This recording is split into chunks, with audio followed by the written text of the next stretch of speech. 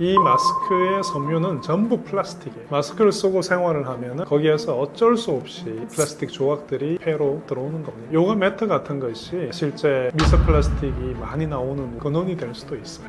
물로 씻는 분들이 꽤 많은데 이게 훨씬 더 위험한 행동이에요.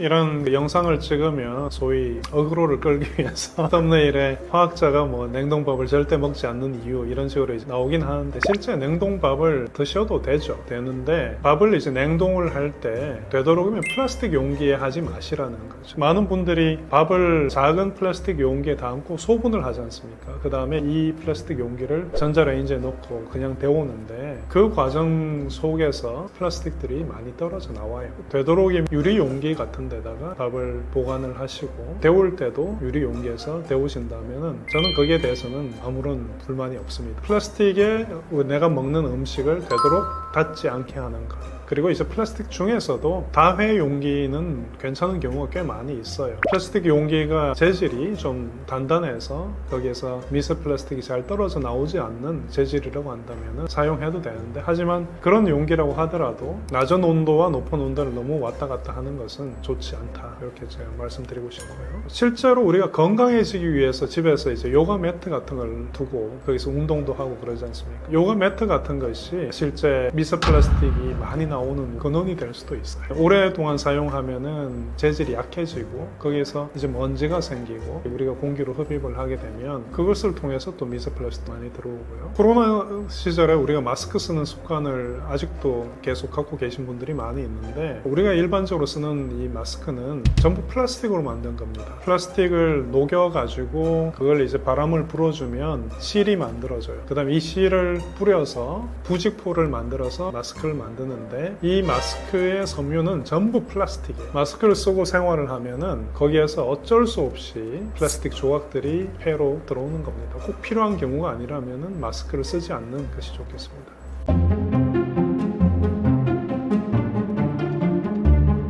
밥을 뭐 냉동 후에 전자레인지에 데워 드시는 건 아무 문제가 없습니다. 아무 문제가 없으니까 얼마든지 그렇게 하시고요. 화학 구조가 변하고 그럴 일도 없고, 그리고 밥을 하는 그 과정 중에 수용성 비타민 B나 C나 이런 것들은 대부분 다 파괴가 됐어요. 너무 걱정하지 마시고 그냥 전자레인지를 써서 드시면 되겠습니다. 하지만 이제 데울 때 유리 용기로 또는 도자기 재질로 드시면 좋겠습니다.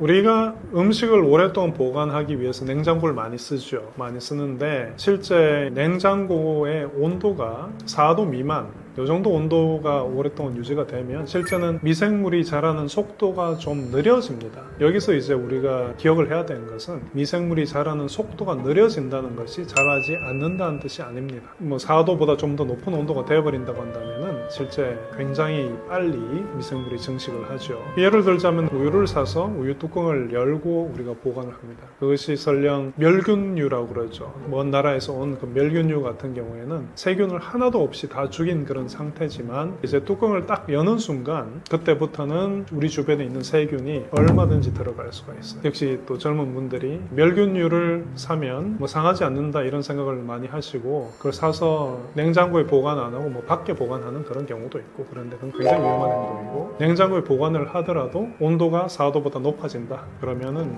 일주일, 2주일 이렇게 시간을 오랫동안 두시면 안 돼요. 빨리 소비를 하는 것이 맞고요. 냉장고 속에서 이제 세균이 살 수 있다는 것을 잘 이해를 하시면은 그때부터는 우리가 음식을 보관할 때 좀 조심을 하실 것 같은데, 특히 제일 조심해야 되는 것이 갈아놓은 고기예요. 마트에서 사오는 그런 육류는 사오고 나서 하루 이틀 내에 반드시 소비를 해야 돼요. 고기를 갈아 놓는다는 것은 칼의 날이 고기를 좀 다져 놓는 거잖아요. 그러니까 고기의 표면적이 굉장히 큽니다. 표면적이라는 것은 어떤 표면적이든 간에 거기에는 세균이 붙을 수가 있어요. 이 갈아 놓은 고기를 정말 한번 제가 드리는 말씀이 진짜인지 아닌지 한번 테스트를 해보고 싶으면은 일주일만 냉장고에 갈아 놓은 고기를 한번 두어보세요. 색깔이 갈색이나 심지어 녹색으로 변할 텐데 이때 세균이 굉장히 무서운 일을 할 수가 있어요. 이 세균은 소위 독소를 뿜어내는데 여러분들이 얼굴에 주름이 생겨서 병원에 갔을 때 맞는 보톡스 주사 있지 않습니까? 그게 실제 이 보툴리늄 독소라는 것인데 갈아놓은 고기에서 생기는 이 세균이 그 독소를 만듭니다. 고기를 완전히 익히지 않고 드신다든지 했을 때 배 속에서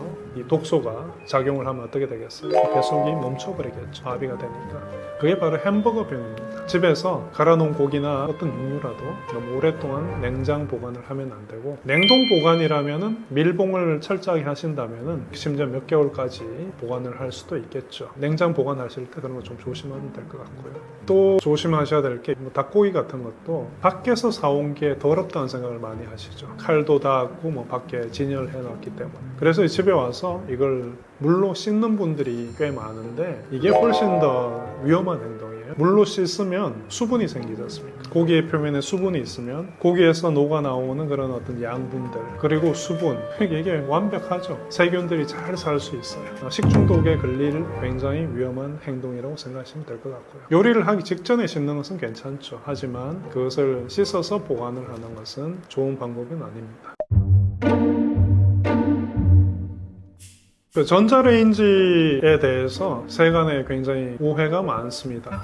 전자파가 나온다. 이게 굉장히 잘못된 이야기고요. 실제 이 전자레인지에서 발생하는 전자파는 마이크로파인데 전원을 켰을 때만 있는 거고 전원을 끄면 없는 거예요. 마치 우리가 불을 이렇게 켜놓고 스위치를 딱 끄면 불이 꺼지는 않습니까? 똑같은 거예요. 마이크로파는 전원을 올렸을 때만 존재하는 거고 전원을 끄면 없어집니다. 근데 이 마이크로파가 전자기파기 때문에 교류전기장이 생기는데 이 속에서 교류전자기장이 물분자를 뒤집으면서 물분자가 서로 마찰을 해서 열을 내게 만드는 게 마이크로웨이브인데 우리가 이제 마이크로웨이브를 보면은 우리가 물을 넣고 끓여보면은 금방 끓죠. 그래서 이 금방 끓는 것을 활용을 할 수가 있어요. 예를 들어서 채소의 경우에요. 채소는 비타민 C도 있고 뭐 비타민 B도 있고 이런 수용성 비타민들이 있는데 이것이 너무 높은 온도에서는 비교적 쉽게 분해가 될 수 있고요. 또 물 속에 녹아 나올 수가 있습니다. 근데 전자레인지 안에서 이제 요리를 하면은 굉장히 빨리 익히고 시간이 짧았기 때문에 비타민 C나 B 같은 것들이 그대로 남아 있을 수가 있어요. 그러니까 예를 들어서 뭐 브로콜리를 익혀서 드시겠다. 그러면 전자레인지를 쓰는 것이 찌는 것보다 삶는 것보다 훨씬 좋은 방법입니다. 녹말에는 두 가지 녹말이 있습니다. 선형적으로 생긴 녹말이 있고 마치 나무 가지처럼 이렇게 뻗어 있는 그런 녹말이 있는데 선으로 생긴 이 녹말은 평소에 있을 때 나선형으로 꼬여서 있습니다. 근데 이런 나선형으로 꼬여 있는 녹말 형태는 우리가 먹어도 소화를 잘 못 시키는데요. 쌀을 요리를 하면 어떤 일이 생기냐면 쌀 속에서는 제가 지금 조금 전에 얘기했던 녹말들이 꼬여 있는 상태. 근데 밥을 하면 여기 물이 들어가면서 이런 녹말들이 풀어 헤쳐집니다. 이거를 냉장고에 다시 넣고 내버려 두게 되면 냉장을 하건 냉동을 하든 간에 실제 냉장을 하는 경우에 더 그런 경우가 많은데 냉장을 해주게 되면은 풀려져 있던 녹말이 다시 꼬이게 돼. 이걸 짧게 전자레인지를 사용해서 돌리게 되면은 완전히 다 풀리질 못하는 거죠. 그래서 일부의 녹말은 꼬여 있는 상태로 그대로 있으니까 우리가 소화를 못 시키는 거죠. 냉동밥을 전자레인지에서 짧게 돌려서 드시는 것은 녹말을 100% 다 소화를 못 시키기 때문에 다이어트에 도움이 될 수도 있는 거죠. 근데 건강이 안 좋으신 분들이 냉동밥을 전자레인지에서 짧게 돌려서 드시는 것은 별로 좋은 방법은 아니죠. 특히 병 후에는 모든 영양소를 다 섭취를 해야 되는데 이제 몸이 안 좋으시다, 병 후다 이럴 때는 죽을 만드는 이유가 이런 녹말들이 다 풀어 헤쳐지게 만드는 거죠. 그래서 이제 드시는 거고 또 재밌는 사실이 하나 있는데 우리가 먹는 기름 있죠. 기름 중에 코코넛 오일 같은 경우에 이제 포화 지방이 꽤 많이 있는데 이 포화 지방하고 제가 지금 말씀드린 선형의 그런 녹말이 서로 꼬여요. 지방이 들어가고 그 주변에 녹말이 꼬이는데 이렇게 된 구조는 우리가 소화를 잘 못 시킵니다. 그래서 밥을 하고 코코넛 오일이나 이런 걸 넣고 볶아서 그 다음에 냉장고에 뒀다가 꺼내서 드시면은 거의 뭐 한 30% 정도 그 정도는 소화를 못 시키는 게 되는 거죠. 거죠. 그런 것들이 또 다이어트에 도움이 될 수도 있어요. 냉장고에 이제 음식을 보관을 하실 때 잘 상하는 그런 것들, 예를 들어서 밖에서 사온 고기 또는 우유 같은 것도 마찬가지죠. 고기라든지 우유라든지 이런 것들은 4도 미만에서 보관을 해야 돼요. 그래야 이게 세균이 잘 안 살죠. 세균이 생겼을 때 식중독균이 굉장히 독한 놈들이 생기는 그런 음식들의 경우에는 그 온도를 지켜주는 게 굉장히 중요하죠. 그래서 우유 같은 경우는 문에 두면 안 되는 거죠. 요즘 냉장고 문이 보면은 밖에서 열 수 있는 문에 두는 부분이 있지 않습니까? 근데 여기에는 온도가 꽤 높아요. 4도보다 훨씬 높고 여름에는 특히 문을 여닫는 경우가 많기 때문에 문 근처에 있는 음식들은 꽤 높은 온도에 보관이 되는 셈이죠. 그러니까 이런 우유라든지 고기 같은 것을 이 문 가까이 두는 것은 별로 좋은 생각이 아니고, 그리고 냉장고에서 높은 위치에 있는 것보다는 아래에 있는 것이 더 차갑죠. 온도가 더 높은 부분이 이제 위에 있으니까. 그러니까 잘 보관해야 되는 것, 차갑게 보관해야 되는 것은 냉장고의 밑부분에 보관을 하는, 또 깊숙한 부분, 그런 데 보관하는 것이 좋겠습니다. 농약이 우리 몸속에 쌓이면 어떤 일이 벌어지나요? 일단 농약은 우리 몸에 쌓이면 안 됩니다. 많은 경우에 이제 농약은 우리 몸속에 들어오면은 간 독성을 일으키는 경우가 많고, 시골에서 간혹 가다가 이제 음독 사고가 있죠. 누구를 죽이기 위해서 그런 경우도 있겠지만은 이게 농약인 줄 모르고 사용해서 그런 경우도 있고, 어쨌든 이런 것들을 많이 먹으면 당연히 안 되는 거고요. 근데 이 과일의 농업을 하시는 분들이 기준을 따라서 잘 해주시면은 실제는 그 정도의 농약의 양은 우리가 설령 과일을 세척을 잘 하지 않고 먹더라도 그다지 위험한 정도는 아닙니다. 어쨌든 농약이 들어오면 간이 좀 고생을 할 것이고, 그리고 우리 몸에 있는 호르몬이라고 있죠. 여러 가지 호르몬이 있는데 그 호르몬의 흉내를 낼 수가 있어요. 그래서 환경 호르몬의 역할을 할 수도 있습니다. 이 내분비계에 좀 혼란을 줄 수도 있고요. 그러니까 농약은 우리 몸에 많이 들어오게 되면 두 가지가 나쁘죠. 간 독성을 일으키고, 그 다음에 이 내분비기에 이제 혼란을 일으킨다. 이게 이제 농약이 우리 몸에 할 수 있는 일이고요. 유기농 음식은 세척하지 않고 그냥 먹어도 되나요? 유기농 같은 경우 농약은 안 치죠. 안 쳐야 되는 게 이제 유기농인데, 근데 이제 유기농이라고 하더라도 과일이나 채소의 표면에 세균은 있을 수 있습니다. 그러니까 흐르는 물에 깨끗하게 씻어내고 드시고, 이걸 그냥 드시는 거는 그래도 좀 지양을 하는 게 맞지 않나. 세척은 하고 드셔야, 유기농이라고 하더라도 그게 좋을 것 같고요. 특히 유기농을 할 때 이런 퇴비를 써서 유기농을 하시는 경우도 있는데, 예전에 인분을 가지고 중국에서 그런 일이 있었죠. 인분을 사용해서 배추를 길렀는데 배추 이파리에 이제 기생충, 알이 발견이 됐던 그런 일이 있었죠. 그런데 이런 일은 없겠지만은 이 농장을 하다 보면은 동물들이 올 수가 있어요. 노루나 뭐 이런 그 산짐승들이 와서 여기에 대소변을 보고 가기도 하고, 그러니까 아무리 그 유기농을 하더라도 세척은 하고 드시는 게 맞을 것 같습니다. 식초, 베이킹 소다로 과일, 야채 세척하면 농약을 없애는 효과가 있나요?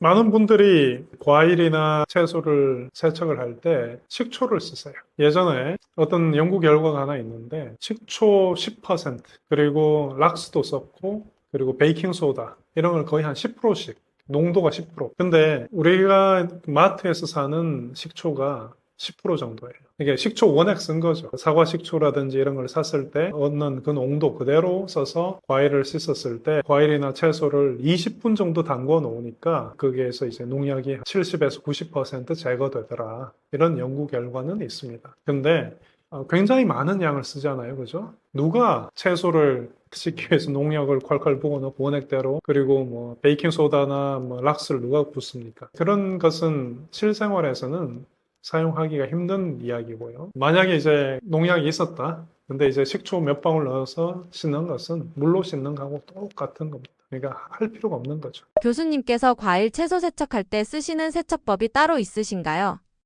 요즘 그 과일 세정제라고 좀 나옵니다. 실제 그런 제품들이 거의 도움이 안 될 거예요. 그 이유를 좀 말씀드리면은, 채소라든지 특히 과일에서 과일의 색소는 염기성일 때 훨씬 더 진하게 보입니다. 그걸 한번 해보시면 좋을 것 같아요. 집에 쌀을 씻어서 뜨물을 받은 다음에 그 뜨물에다가 워싱소다라든지 베이킹소다를 좀 녹여보세요. 그러면 센 노랗게 변할 겁니다. 그리고 그 블루베리 같은 경우에 블루베리도 그냥 그 블루베리를 씻고 나면 물이 약간의 파란색을 띠지 않습니까? 근데 거기에다가 이제 워싱소다나 베이킹소다를 넣어주게 되면은 새파랗게 변할 거예요. 그러니까 이제 이런 그 과일 세정제라는 것이 과일에서 나오는 색소가 드러나서 그런 경우가 많고, 물론 그 과일이나 채소에 붙어 있는 먼지 이런 것들을 좀 떼내는 그런 효과는 있겠죠. 하지만 농약을 없앤다.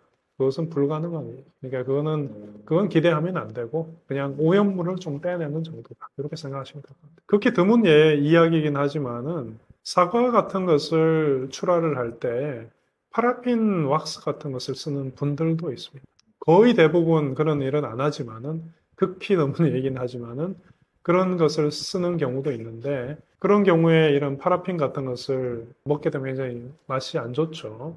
파라핀을 제거하기 힘들 뿐만 아니라 만약에 이제 농약이 있었다면 과일의 표면에 이 파라핀 속이 그대로 갇혀 있는 거죠. 그런 것들의 경우에는 그런 과일을 만약에 선물을 받았다. 그럴 때는 이제 껍질을 다 깎아내고 드시는 게 속이 편할 것 같고요. 그리고 대부분의 경우에 과일의 경우에는 물로 깨끗하게 씻어주는 정도. 이 정도면은 과일 농사를 짓는 분들이 농사를 제대로만 지었다고 한다면은 우리가 걱정할 정도의 농약의 양은 없을 거예요. 그러니까 그냥 물로 깨끗하게 씻어 드시면 될 것 같고, 그래도 조금 걱정된다. 그러면은 이 방법을 한번 써보시면 좋을 것 같아요. 치약을 칫솔질을 하다 보면은 좀 거칠거칠한 가루 같은 게 느껴질 때가 있죠. 그게 뭐냐면은 베이킹소다 가루예요. 그래서 베이킹소다라든지 워싱소다라든지 이런 딱딱한 가루, 이런 것들로 과일의 표면을 좀 세게 닦아주게 되면은 과일 껍질 부분이 좀 깔아져서 나갈 수 있죠. 과일이 있고 여기 물이 있고 베이킹 소다나 워싱 소다를 좀 가루를 넣어서 물에 적신 가루를 과일의 표면에서 좀 닦아주면은 과일의 표면에서 좀 깔아져 나갈 거니까 같이 농약이 그 표면에 만약 있었다면 같이 떨어져 나갈 그런 식으로 이제 해보시는 것도 좋고요. 그러고도 난 정말 농약 먹으면 안 돼. 절대 먹으면 안 돼. 이러면 껍질에 있는 영양소는 포기하시고 그냥 깎아 드시는 게 맞는 거죠. 그러니까 자신의 선택인데 화학적으로 녹여낸다. 식초를 20분 담궈 놓으면 되죠. 그러면 70에서 90% 녹아 나갑니다. 그렇게 하실 분 있으시면 하시고, 근데 실제 그렇게 하시기는 굉장히 힘들죠. 그러니까 가루 같은 워싱소다나 베이킹소다 가루로 또는 이제 좀 딱딱한 수세미로 깨끗한 수세미로 과일의 표면을 깎아주는 것, 그게 한 가지. 또는 그래도 난 정말 농약 먹으면 안 된다는 생각이 든다면 깎아 먹는 것. 이 세 가지밖에 없을 것 같아요. 과일이나 야채 먹을 때 주의해야 하는 부분이 있나요? 아무리 농사를 잘 지어도 그 농약이 좀 많이 남아 있을 수 있는 부분이 있죠. 과일의 꼭지 부분, 폭 들어간 부분 같은 데서는 아무래도 농약이 좀 농축돼서 오랫동안 머무릅니다. 그러니까 비가 와서 씻겨 나가고 이렇게 하더라도 좀 남아 있는 부분이 있을 테니까 꼭지 부분이라든지 주름진 부분 이런 데는 제거를 하고 과일을 드시는 게 좋을 것 같고, 채소의 경우에 배추 또는 양배추 같은 경우는 알배기 있지 않습니까? 속의 알 부분은 나중에 생긴 거예요.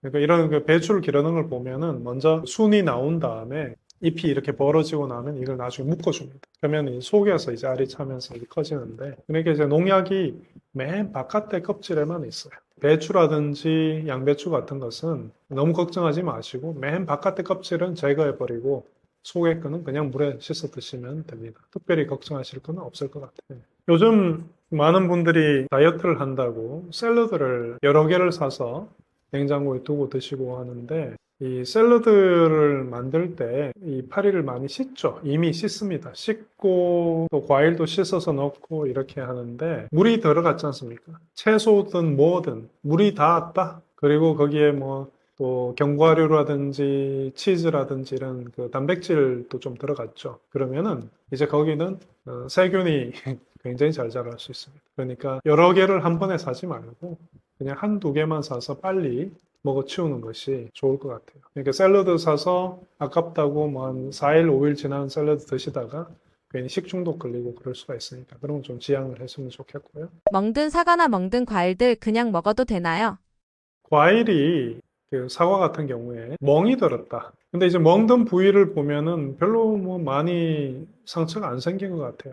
그래서 조금만 도려내고 이렇게 드시는 경우가 있는데, 실제는 이런 과일의 조직이 만약에 그렇게 상했다고 한다면은 그 상한 조직을 통해서 세균이 굉장히 깊숙하게 침투를 할 수가 있습니다. 그러니까 내 눈에 보이는 상처의 3배의 깊이 정도까지는 도려내고 드셔야 될 것 같아요. 대부분 어지간한 곰팡이나 세균 드셔도 잘 건강 안 잃으시고 잘 살지만은 면역이 약하신 이런 분들은 그런 곰팡이나 세균이 몸에 들어왔을 때 좀 문제가 생기는 경우도 있으니까 이제 3배 정도는 잘라내야 된다. 그리고 잘라냈는데 속에 보면은 사과가 깨끗하지 않고 뭔가 갈색의 줄이 보인다든지 그런 게 보인다고 한다면은 아깝지만 버려야 돼. 그니 세균이 이미 다 침투를 한 거니까. 콩과 고사리에 독이 있다고 하는데 어떻게 먹어야 할까요?